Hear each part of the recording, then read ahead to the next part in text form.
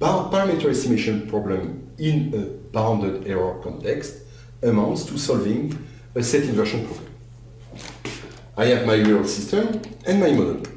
Assume that on my actual system, I'm able to collect 3 measurements. Because of the sampling time, I am not able to measure all the signals. So for instance, at time t1, I measure this point. At time t2, I measure another point. At time t3, this is my data. Because of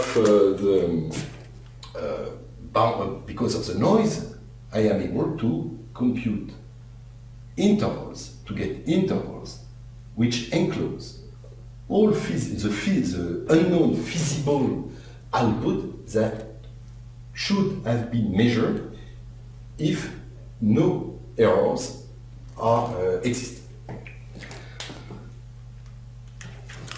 In my model, I have here P1 and P2.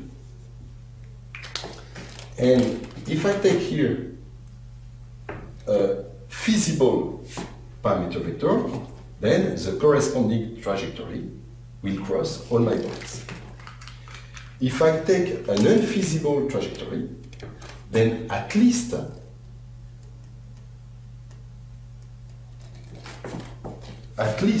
one of the bars is not crossed.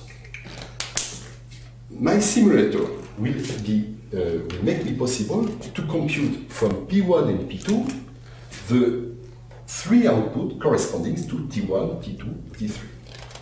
Here, since my model is y of t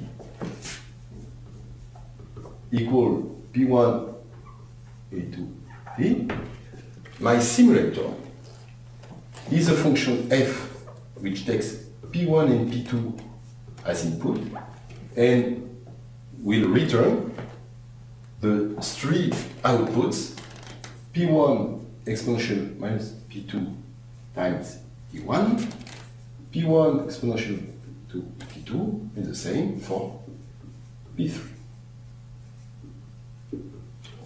This function f can be represented as a function f which maps the parameter space into the output space. So the space is like this: y1, y2, y3. The intervals here corresponds to some intervals here: y1, y1, y2, y2, and here the last one, y3, y3. The Cartesian product of these 3 intervals corresponds to one box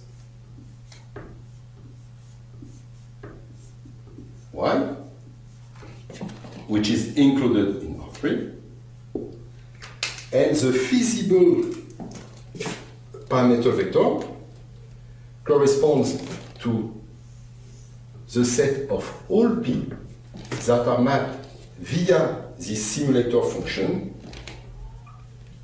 inside this box. So my feasible parameter vector corresponds to the inverse of the box y by the simulator function f. As a consequence, in a bounded error context, parameter estimation problem is a set inversion problem.